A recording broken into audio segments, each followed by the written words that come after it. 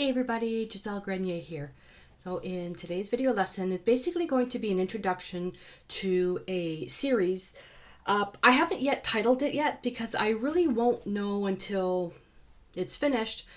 So for this reason, and I'm going to show you so you'll understand, is that I'm not going to be working on the cover until the very end, until I come up with a theme.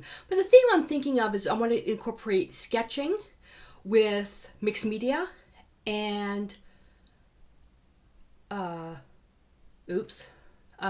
sketching, mixed media, and animals together. I was thinking maybe like a safari, a mixed media safari or something like that. But the thing is that maybe sketching, I can't draw. You don't have to know how to draw, because a lot of the exercises I'm going to be showing you how to do contour sketches, blind contour sketches, and just, regular sketches, and just, it's all meant to be fun. Now, in the community, I have what I called, let's see if I can remember how to say it. I'm going to show you the journal. The Silly Drawing a Day for 30 Days, 60 Seconds Max Challenge. And what it was you had to do, I put the prompt, I even did the drawing, and you had to do the challenge piece in under 60 seconds. Sometimes it was 10 seconds, 15, 20, 30, but it was really fun. It was for 30 days.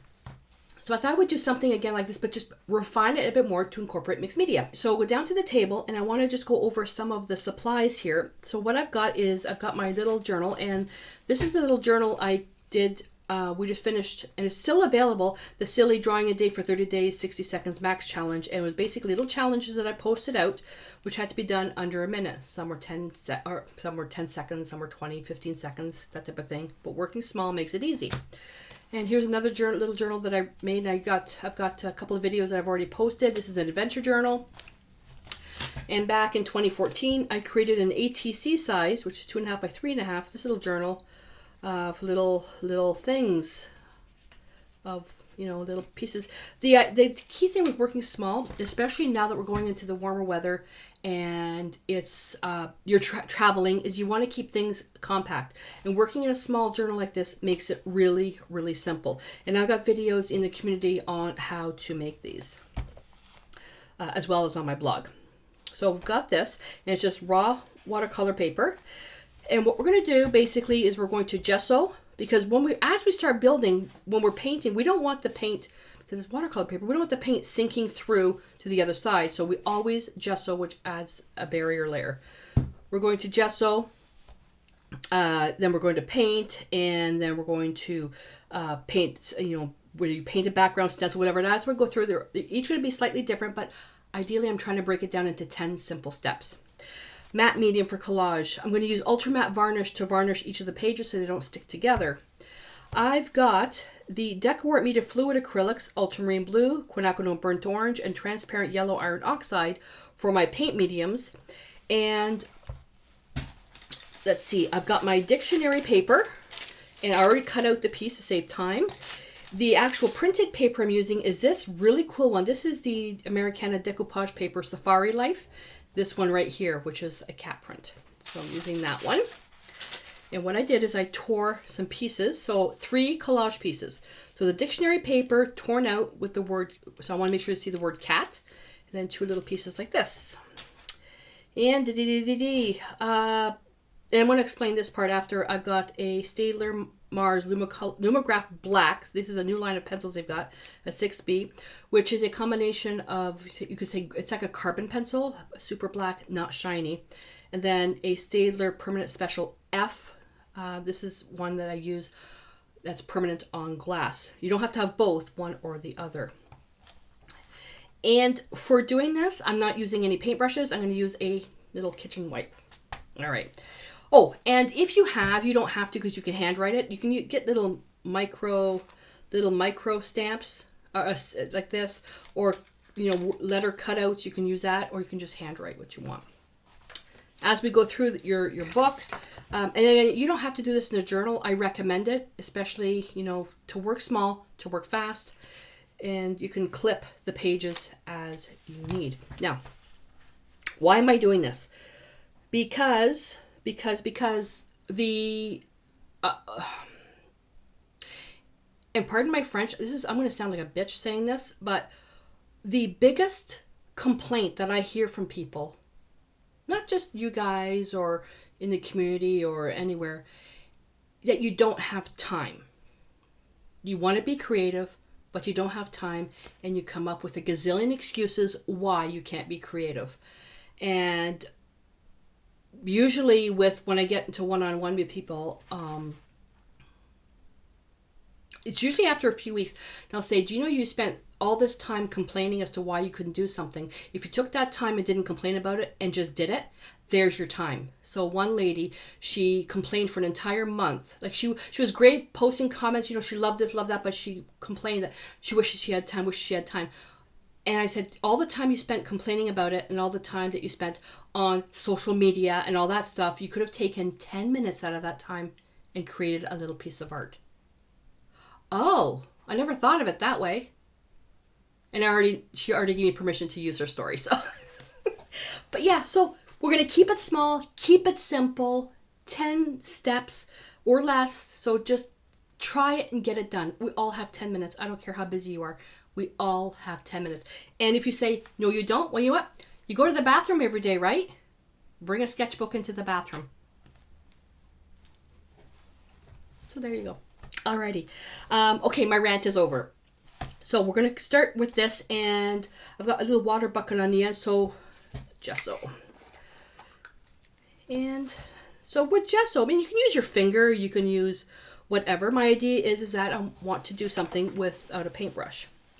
So I'm just going to push the gesso into the paper, and not even using wax paper in between because, well, if we're traveling or want to work fast, want to keep the supplies to a minimum, right? That's it. And cover that up. Now, I'm going to dip my fingers into the water to try to get rid of that gesso. And one of the key supplies that you can have, I'll get that here, I think probably even better than paper towels is baby wipes. And you can get them in little travel sizes, and those are really nice to have. Not going to use a heat gun, so I'm going to put this aside. And now what I'm going to do is this dictionary paper that I have here, I'm going to paint it. Now I'm going to have to find, should have been a bit more careful. Again, you can use a paintbrush. I'm not saying you can't. I'm going to take some transparent yellow iron oxide. You don't need a lot. And I'm just going to dry paint the paper. And with dry painting, what it is like dry brushing. You're applying the paint without adding any water. And this will just dry much faster. If you're using an opaque paint, then yeah, you need to add a little bit of water or add a little bit of medium. Medium, it'll take longer to dry. And put that aside. See, that's pretty simple, right? Okay, so finish with the gesso, finish with the paint. And basically from there, I chose my paper already, cut it into strips. And you know what I'm going to do? I'm just going to take the leftover paint. And let's just put that. No, I don't think I have enough. I just want to put a little bit of a stain on that. That's one of the challenges, is that when you go onto a gazillion different paths. It's like a spider web. So I'm just staining it to get rid of the white. Okay, so that's done. Put that there. I am getting so warm. I had to close the windows and okay. I'm going to take ultramarine blue. You notice I'm not using palette paper. Again, the idea that I'm trying to condense the materials we're using. And I'm going to take a little bit of water in that. Palette paper is always better to use. So I'm just going to put a wash there. And then you can take another paper towel or a baby wipe. You can see where the gesso was really thin. Oh, you guys, I hope you were able to see what I was doing. So put that layer in there. And I'll just pad that. That's it. Done. Okay. So now what I'm going to do is let that dry. It's going to take a little bit to dry. Now, if you're tight on time for drying, you can press a dry paper towel on top. That'll lift all the excess paint, but it's drying fairly quickly. Oh, you know what? I am going to have to use a paintbrush for the matte medium because I can't stand having this stuff on my fingers. So I'm just going to put a layer here. And I put it over everything because it acts as a barrier layer as well, protecting the layer underneath. And then I'm going to take medium and put it on the back side of the paper. And by putting the medium on both sides, it's repositionable. And I'm just going to put it in here, something like that. And where do I want to put the other one? I'll put it, oh, let's put it like this. Let's put it like this. And yes, Joe has not fixed my chair yet. Or no, Joe hasn't fixed my chair yet. Okay, let's just matte medium on top of that. Everything with a little journal, I prefer working with a matte medium because the pages don't stick. Matte medium, matte varnish. Then we're going to take our dictionary paper.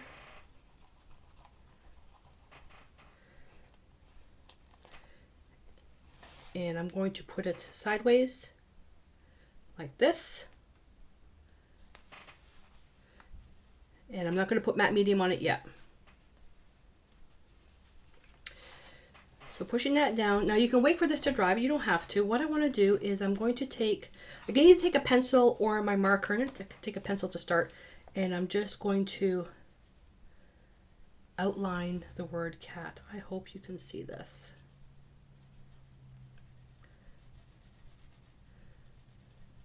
You can use a white gel pen as well.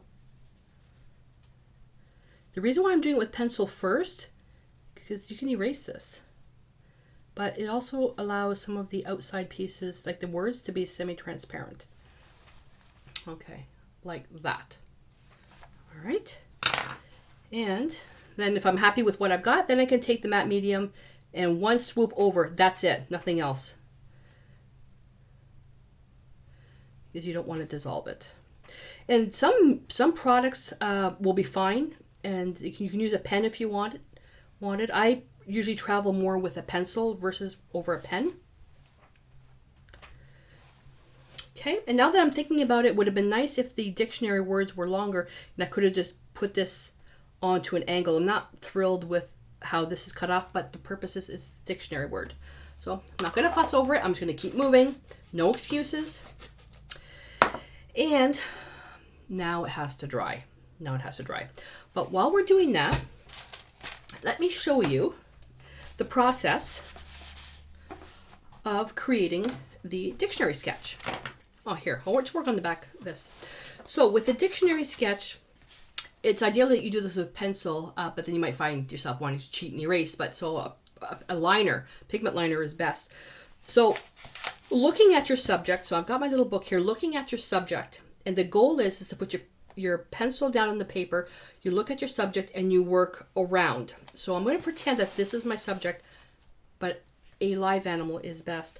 And what you do is pop that down there. So I'm going to start here. And what you do is you look here, and as your eye travels down on the actual animal, you're looking at this, you're not looking at this, and you're going around and going around. Now you're not going to have the ability of doing this, but you're gonna look at a quiet spot if possible. The other thing too, the nape body, is this is much bigger than this, as well as the animal you're gonna be drawing will be much bigger. But depending on how far it is, ratio to ratio, if I put this up to where the window is, from here, looking at the size of from the top of the tail to the bottom of the feet is actually the size of Chaos at the window, because she's in the distance, so she's much smaller. All right, so I'm going to continue on, and oh, she's got her leg here and working this way. Now, this is not the ideal way, because the drawing is here and I'm working from here, so I'm looking here, but in my peripheral vision I can see what I'm doing here. Ideally, you're going to be like this, and your drawing is going to be here. So we're going to come here. Oh, it's too big. So that's okay. I'm just going to keep going. And I'm closing one eye doing this. Oh, I forgot her ear. Okay, so if I come here and down, and oh, she's got an ear here, and then here, eye, and nose. That looks like a dog, but that's a contour. That's a blind contour drawing. Okay, so you're looking at your subject in a different area, and you're drawing. Basically, your drawing should be opposite to where you're looking. So if you're looking here, your drawing is over here, and you don't take your eyes off that. If you really want to try doing some stuff like this, go into the community. The link will be below, and check out the Silly Drawing a Day for 30 Days, 60 Seconds Max Challenge. It's in the groups, and it's free to join. I did it for, it's a 30-day challenge, but I think I did 35 exercises because I had to fill up the journal. All right, so that's that. What I'm going to do though in this is gonna, for the purpose of video, I'm going to use a heat gun to dry this, and I'm going to use a liner to replicate this. So I can draw outside the whole thing, but so let's just now make this quite fast. It's going to be fast.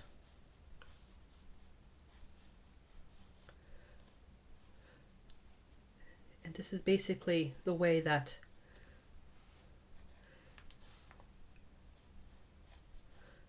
just basically mimicking what I did. That's it. That's copying the blind contour drawing. So the idea is you're combining a little bit of mixed media in here. So you're getting a little bit of structure in there, although mixed media has no rules, and you're creating a blind contour drawing on top of that. So you're getting to, you know, do a little stuff that's a bit more free. Now what I'm going to do is I'm going to take some quinacridone burnt orange, and I'm going to use a baby wipe.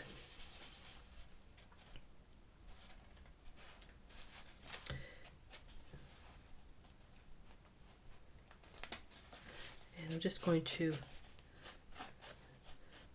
finish the edges. I would typically use transparent red iron oxide. DecoArt discontinued it in the Traditions line. I can make it myself. So I'm getting used to, getting a little bit more used to doing using paints where I mix them myself, because that was one of my core colors. I used it for a lot for portrait painting. Now, see here that I went over a little too far. Baby wipe and just go over. I could even stain a little bit here like this. So you can really do anything. It's meant just to be fun. Oh, I kind of like that look. Looks washy, watercolor. There we go. That's it. Now from here, all that's left really is to accent. And how would you accent this? Well, first of all, I want to date it. You can also put a little accent of just an initial somewhere. You know how, well, I don't know if you know, but Playboy magazines, they always had the bunny in there on the front cover. That's a bad example, but it's, you know, so my signature is my letter G. I can put the letter G somewhere. I'm going to come back here and I'm just going to outline the cat a little bit better. I can in here put dots in the corner, you know, something like that. It's no biggie. The accent is minimal, but then there's the varnish, and we have to use a brush for varnish. Now for varnishing, I have only one brush for varnishing.